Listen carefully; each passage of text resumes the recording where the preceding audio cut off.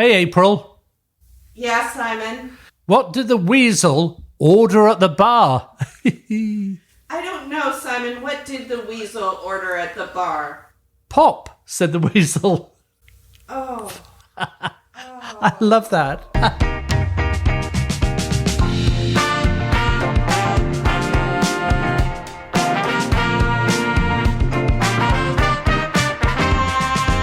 Hi, everyone.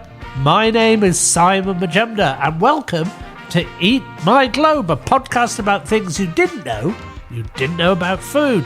And on today's episode, we're going to be talking about soda. I can't believe that I've never talked about these on an episode before, but hey-ho, I'll make up for that today. Today, we'll talk about classic sodas like the brands Coca-Cola and Pepsi-Cola. We'll talk about how these drinks developed through history and how revenue for carbonated soft drinks are worth $412.74 billion worldwide in 2025 alone.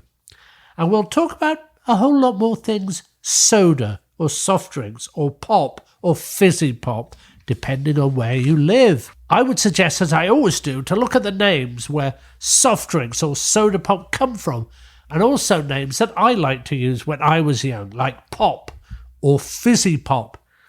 I want to get these out of the way now and then concentrate on one term, soda. Otherwise, this episode may become too confusing. So, what is a soft drink? Our chums at Merriam-Webster Dictionary define soft drink as, quote, a usually carbonated non-alcoholic beverage, end quote. They are soft, so they can be distinguished from hard or alcoholic drinks. So what is soda pop? Our friends at Merriam-Webster define it as a beverage consisting of soda water, flavouring, and a sweet syrup, end quote.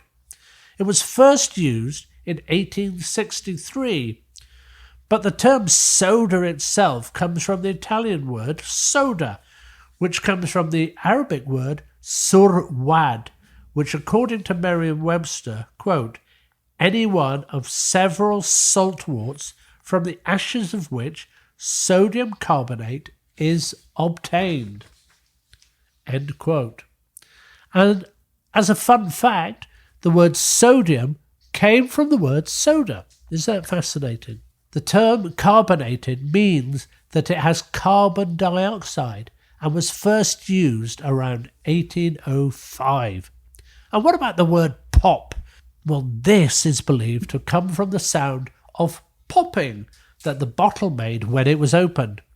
We believe that the term came from the mouth of an English poet by the name of Robert Southey, who said in a letter in 1812 about his supper, quote, a new manufactory of a nectar between soda water and ginger beer, and called pop, because pop goes the cork when it is drawn, end quote.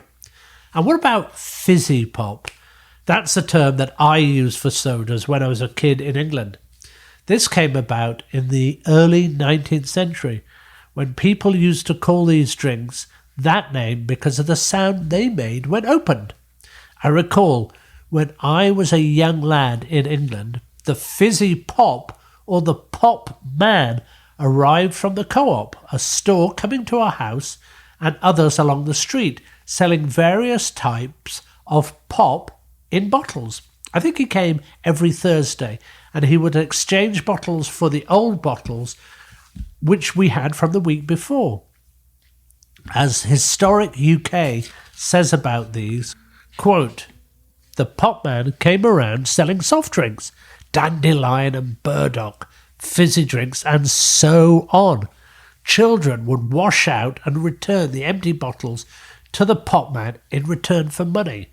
A halfpenny for a bottle in the 1920s, rising to 10p by the 1980s, end quote. Very happy times when we knew that the pop man was going to be coming, particularly when he had bottles of dandelion and burdock, a drink that I loved, but we'll talk about that later. So enough of me reminiscing. Now that we know what all these terms mean, let's talk about the history of soda. Hippocrates tells us that the ancient Greeks had been drinking soda, as in, if you recall from our definitions earlier, from saltworts, that kind of plant in the amaranth family. Indeed, he talked about soda water as being the next worst kind of water after stagnant water. Quote, the next worst will be those whose springs are from rocks or from earth where there are hot waters or iron to be found, or soda. End quote. Oops. In her book, Soda and Fizzy Drinks, A Global History, Judith Levine notes that ancient Romans have also been drinking bubbly water from natural springs. Writer Emily Pawley at the Science History Institute further notes that, quote, ailing Romans drank from alkaline springs to rid themselves of tumours and from acidic springs to destroy gallstones, end quote. And in the Middle Ages we get, quote, holy wells, first associated with pagan divinities and later reassigned to Christian saints, took the place of the Roman baths, end quote. And by the 17th and 18th century, Europeans frequented springs in places like Bath, Malvern and Epsom in England, Monte Karlovy Vary in Czechia, Agar in Hungary, and more. They not only bathed in the springs, but drank the waters. Also, in the 17th century, a company in Paris, France, known as the Compagnie de Limonadier, sold water that was sweetened with honey and flavoured with lemon juice. Parisians loved the drink, and if you remember from our earlier definition of soda pop, the ingredients for this Parisian lemonade is eerily similar to soda pop. This lemonade, however, did not have a pop or a fizz. The origin of soda drinks or soft drinks is often credited with the invention of carbonated water. If you may recall from my Eat My Globe episodes on the history of champagne and the history of beer, carbonated alcoholic drinks have been around for a long time because the yeast used in those drinks produce carbon dioxide. But now we are talking about non-alcoholic drinks. On March the 13th, 1733, Joseph Priestley was born in a town called Leeds in Yorkshire, England. You already know I like this chap, as he's a Yorkshireman, like me. Priestley grew up to become an ordained minister, which is appropriate given his last name, and he also became a political thinker and a scientist. On December the 19th, 1765, he met Benjamin Franklin at a coffee house that is near my flat in London for the meeting of a philosophical club Franklin called Club of Honest Whigs. Yes, we are talking about the American founding father, Benjamin Franklin, who was also a scientist and an inventor. At that meeting, Priestley brought up electricity, and Franklin encouraged him to conduct experiments. Back in Leeds, Priestley started conducting experiments on vapours, which wafted from the brewery next door. Apparently, he was intrigued by the bubbliness of the beer. The carbon dioxide in beer was previously discovered in the 1750s by another scientist called Joseph Black, who referred to the gas as fixed air. Priestley put the sulfuric acid and chalk together, which produced the fixed air or carbon dioxide. But then he stored the carbon dioxide in a pig's bladder, then released the gas in bottles with water and moved the bottle around. According to writer Emily Pawley, Priestley later wrote that the result was, quote, an exceedingly pleasant sparkling water resembling seltzer water, end quote. That's water from the mineral springs of Seltzer in Germany that produces carbonated water, not the type of water we now call seltzer. Priestley later invented a device that created carbonated water, which he exhibited in 1772 at the London's College of Physicians, and which he hoped would cure scurvy, cancer, and other diseases. While Priestley's scientific work didn't really cure these diseases, it led to him being awarded the Copley Medal, which was the Royal Society's highest awards. And for our purposes, it also led to Priestley being recognised as, quote, the father of the soft drinks industry, end quote. The next person who'd be vital for our story would be someone whose name is even now connected with the drinks industry. I'm talking about Johann Jakob Schwepp. Schwepp was born in Hesse in southern Germany. Later he moved to Geneva and became a professional watchmaker and jeweller and an amateur scientist. After Priestley was able to create carbonated water, Schwepp started experimenting with them. By 1783, Schwepp gave up his watch and jewellery business to start selling carbonated water as medicine. As Simon Difford of the Difford Guide says, quote, it is fair to say that Jakob Schwepp founded the world's first soft drink industry, as he was the first to invent the equipment capable of carbonating water to a level that matched or exceeded natural mineral waters and in the quantities necessary to make his water commercially viable. End quote. Schwepp's carbonated water tasted similar to the waters found in Vals-Pyrmont and others. Then, in 1792, he moved to London to expand the business. Around 1794, his carbonated drinks did receive the endorsement of Erasmus Darwin, Charles Darwin's grandfather. By 1798, Schwepp used the phrase soda water in his advertisements, although the Irish Times claims that Augustine Thwaites, who created Thwaites soda water, first used and patented the phrase soda water. Anyway, back to Schwepp. That same year, in 1798, he sold part of his company and kept 1/8 for himself and his daughter. And in 1799, he retired and then went back to Switzerland. Despite his retirement and subsequent death in 1821, the Schwepp brand continues to flourish and still exists to this day.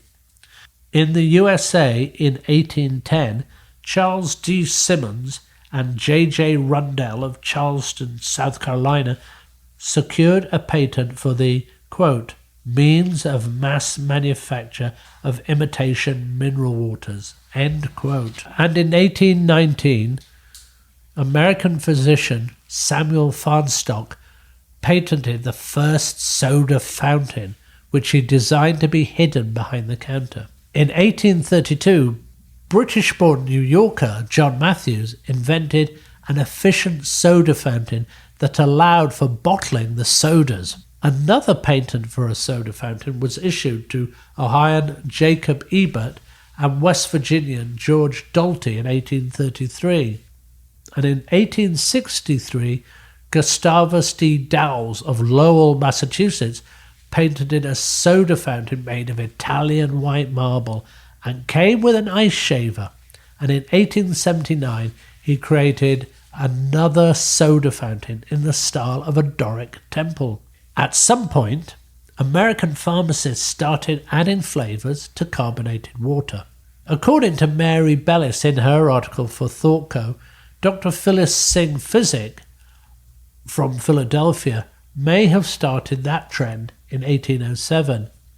According to the Detroit Historical Society, one of the first American sodas is created by Werner's Ginger Ale, which debuted in 1866. Pharmacist James Werner first invented the drink by adding ginger, vanilla and spices to help with stomach aches and coughs. He then served it at his pharmacy using his soda fountain. As the drink's popularity grew, he started selling his drinks to others. Indeed, Cadbury Schweppes bought Werner's in 1993, and is currently under the Keurig Dr. Pepper brand of family. By the 1920s, almost all pharmacies in the US had a soda fountain, and along with it, the soda jerk, which the New York Times described as, quote, an archetypical American, a young, wisecracking, Argo-slinging ice cream and soda dispenser in a white peaked cap, who, according to his image, could simultaneously make a malted, a cherry coke, and a banana split without missing a beat from the jukebox. End quote. These soda fountains became so popular that during Prohibition from 1920 to 1933, when alcohol was legally banned in the US, many saloons found themselves pivoting to soda fountains. And here's a fun fact to bore people with at dinner parties. The word teenager began to be used in the 1910s and was first seen in print in 1913 in Everyday Evening Commerce, which was a newspaper that came out of Wilmington, Delaware, now being able to hang out at former saloons turned soda fountains. By the 1960s and 1970s, soda fountains have almost disappeared, but nowadays there are still some of these soda fountains still around. You can still find them at Eddie's Sweet Shop in Forest Hills, New York, or the Pickwick in Greenville, South Carolina. If you ever get a chance, do try to pop in, see what I did there, and give them a try. Soon, though, we began to see bottled soda water being sold to the public, and we begin to see what now famous brands began to form. Two of the most famous are, of course, Coca-Cola and Pepsi-Cola. Now, these have been covered so many times, so I don't want to cover their whole life story. So first, why don't we just cover what their names mean? According to Merriam-Webster, cola means, quote, a carbonated soft drink, coloured usually with caramel and flavoured usually with extract from cola nuts, end quote. Coca-Cola was created in 1886 by an Atlanta pharmacist named John Stith Pemberton, who lived from 1831 to 1888. His original drink, whose contents are still unknown, except to just a few people at their headquarters in Atlanta, was originally aimed at those who wanted to become more healthy. And its contents allegedly included cocaine from the coca leaf and caffeine from the cola nut. Thankfully, the cocaine was removed from the mixture in 1903. The penmanship that is their logo actually came from their bookkeeper, Frank Robinson, who also came up with the name.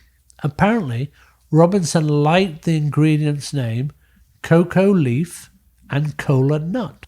So he used coca from coca leaf, used the cola in cola nut, but changed the K in cola to a C, added a hyphen and wrote it in cursive. And voila, we've now got Coca-Cola. Now, this company owns over 500 drinks around the globe, and its brand is possibly the most famous brand on the planet. But Pepsi-Cola is not far behind on the brand side of things. Nowadays known as PepsiCo Inc., it began its journey in 1898. The owner was a pharmacist by the name of Caleb D. Bradham, who hailed from New Bern, North Carolina. Originally, he had a drink named Brad's Drink sold in his store. According to writer Mary Bellis, the drink was a combination of, quote, a mixture of sugar, water, caramel, lemon oil, cola nuts, nutmeg, and other additives, end quote. In the end, he decided to give his drink a better name, since the drink was meant to ease indigestion, also known as dyspepsia. He took the word Pepsi from dyspepsia and named the drink Pepsi Cola. By 1902, he had incorporated the Pepsi Cola Company. In 1923, Pepsi Cola went into bankruptcy. Caleb D. Bradham was forced to sell the company to the owner of the Loft Candy Company, Charles G. Guth. This new owner decided to sell Pepsi Cola at half the price of Coca-Cola. Its Nickel campaign was a huge hit. In 1939, Pepsi decided to run a nationwide radio advertisement using the jingle, "Pepsi Cola hits the spot." This was the first nationwide radio advertisement ever used in the United States. One of the things that Pepsi did to keep its momentum going was to have major celebrities give a shout out to the drink. In the 1950s, one of the hugest stars, actress Joan Crawford, married the president of the company and began to sell their product. By the 1980s, another huge star, Michael Jackson, was selling it. In fact, when MJ had an accident and caught his head on fire in a Pepsi commercial in 1984, it became leading news all over the world. As the BBC tells it, quote, "The 25-year-old entertainer was singing his hit Billie Jean for a Pepsi commercial in Los Angeles when the special effects went wrong," end quote. The other thing that Pepsi Cola also did was to take its bitter rival. See what I did there? I said bitter. Anyway, Pepsi took their competitor, Coca-Cola, to the streets starting in 1975 and began to do a taste comparison it dubbed the Pepsi Challenge. In these commercials, they won 50% of the time. Who knew? As I said earlier, there's so much to be said about these two beer moths that I could be here all day. And there are lots and lots of books about their rivalry. So instead, let me catch up with some of the other drinks from around the world that I really like, okay? One of my favourites, and I mentioned them earlier, is Britain's Dandelion and Burdock. This is still a fizzy pop that I might have with my plate of fish and chips. Apparently, the British have been drinking Dandelion and Burdock since the 13th century.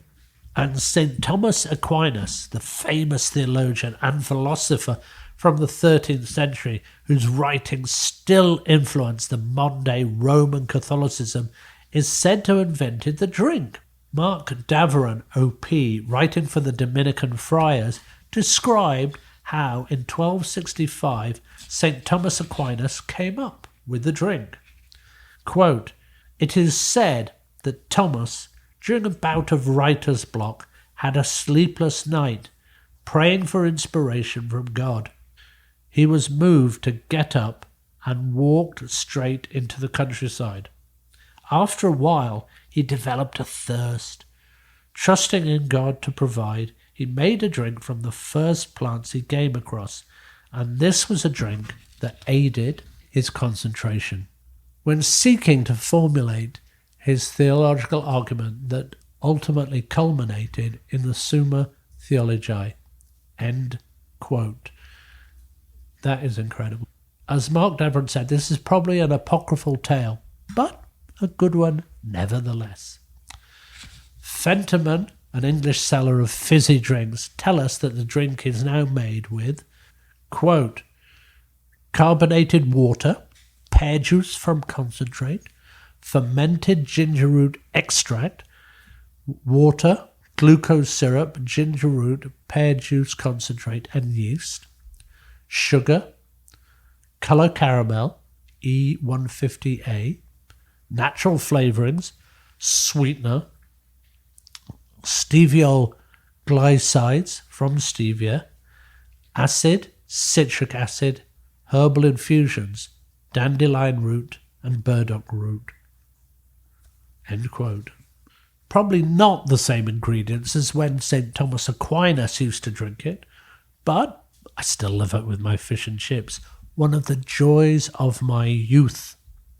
Another of Britain, in fact Scotland's most popular drink, is Iron Brew, which is IRNBRU,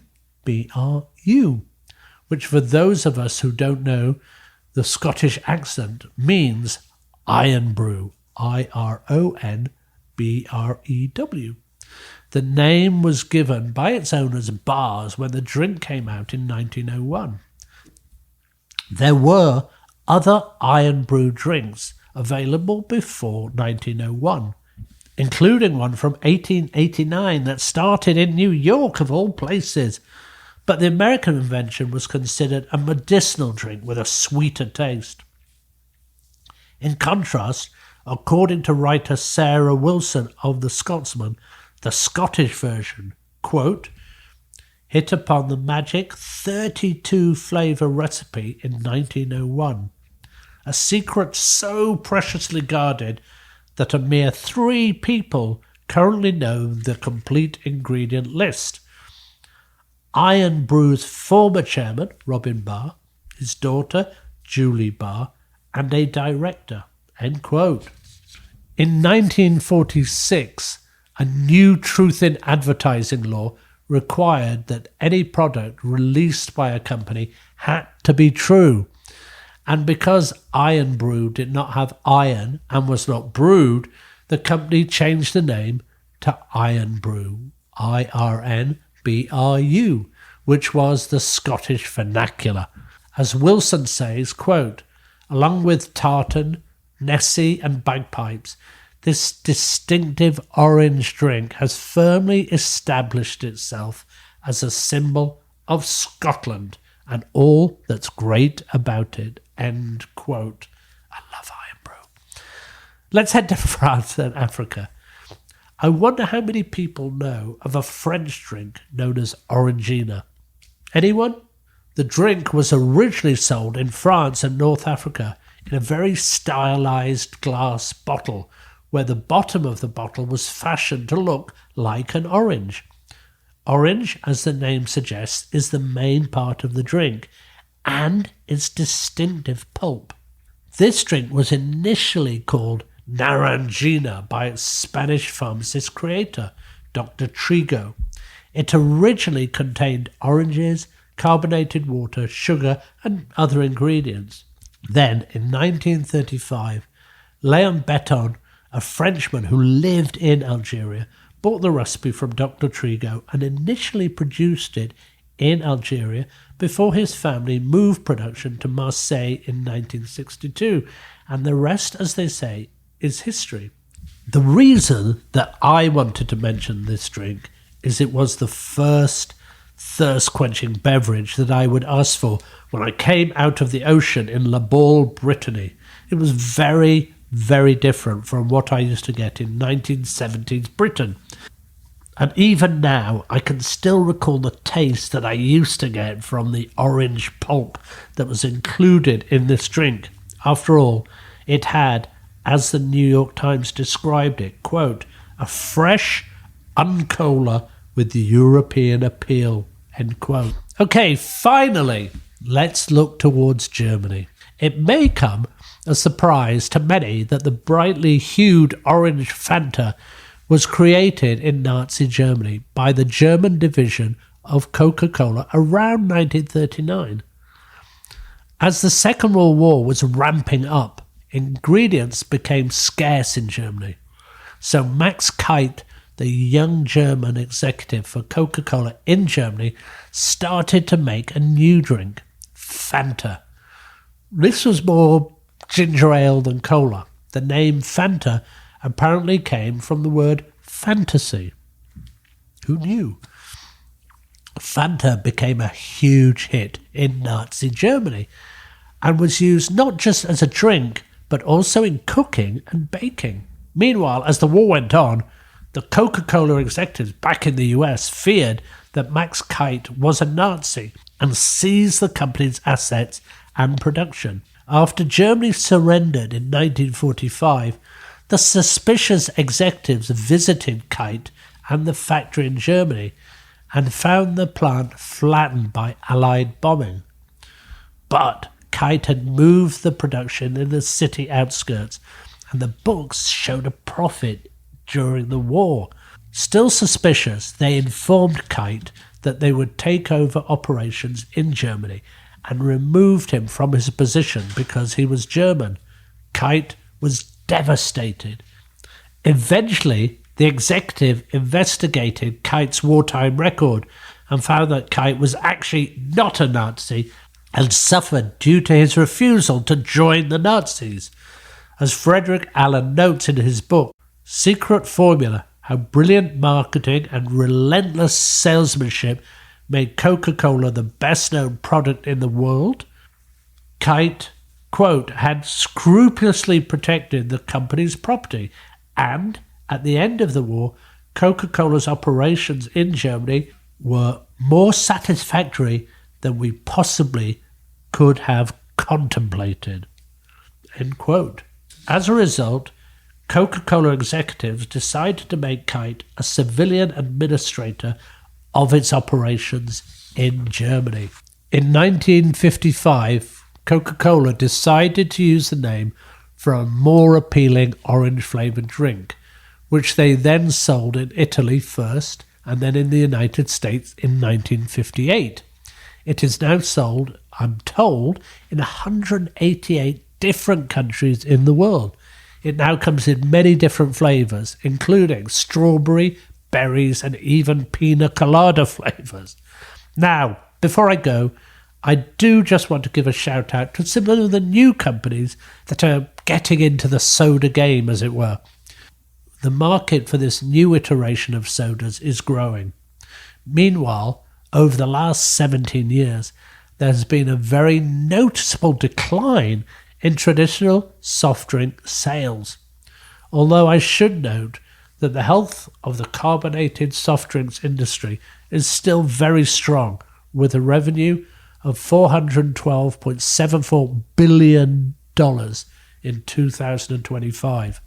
But anyway, I wanted to mention some of the new beverages that are creating waves, as it were. One is Olipop, a company that currently brings about $200 million in sales by focusing on prebiotic sodas. Another is Poppy, another prebiotic soda, which according to Food and Wine peps up its beverages with apple cider vinegar. There are, of course, more, but if you haven't tried these, I think you may like them. By the way, I should note that I am not getting any payment for any brands mentioned here. So, there we go. Soda and pop. Something that got those two names from the notion of sodium in science and a British poet, whose jerks used to have their own personality, whose most famous drink, Coca-Cola, used to have cocaine as part of its mixture, who had a drink that St. Thomas Aquinas fondly sipped, apparently, whose most famous brand of Americana used to make a drink for Nazi Germany during World War II, and so much more. Now, I'm going to go and see if anywhere in LA keeps dandelion and burdock to serve with my homemade fish and chips. See you next week, folks. Make sure to check out the websites associated with this podcast at www.eatmyglobe.com, where we will be posting the transcripts from each episode, along with all the references and resources we used putting the episodes together, in case you want to delve deeper into each subject. There is also a contact button, so please do let us know if there are any subjects that you would like us to cover. And if you like what you hear, please don't forget to join us on Patreon. Subscribe, recommend us to your family and friends, and give us a good rating on your favourite podcast provider. Thank you. Goodbye from me, Simon Majumdar. We'll speak to you soon on the next episode of Eat My Globe. Things you didn't know about food. The Eat My Globe podcast is a production of It's Not Much, But It's Ours and Producer Girl Productions. We would also like to thank Sybil Villanueva for all of her help both with the editing of the transcripts and essential help with the research.